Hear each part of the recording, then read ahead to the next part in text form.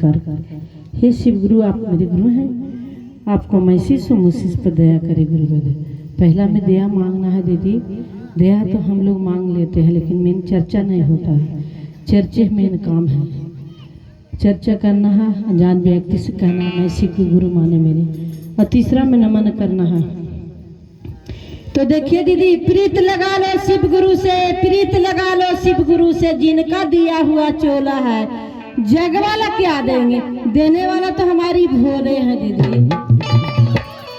कान भैया चर्चा करवलन शिव के गुरु बनवलन रे, जान कान दीदी जंगल में बतावलन रे, जान कान दीदी भैया कैसे जगह काफी है।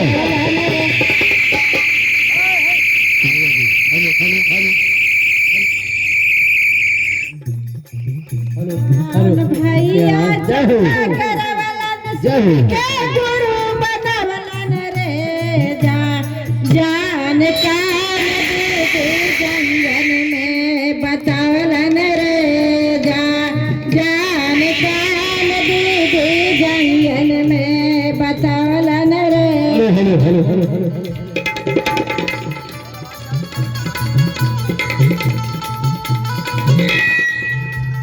ये दीदी कहावत है, संतरा में जूस रहते हैं, जो दीदी ताली नहीं लगाते हैं वो कंजूस कहते हैं। और यह गुरु भाई हो, कान भैया चर्चा करवलन शिव के गुरु बनवलन रे, जान कान दीदी जंगल में बतावलन रे।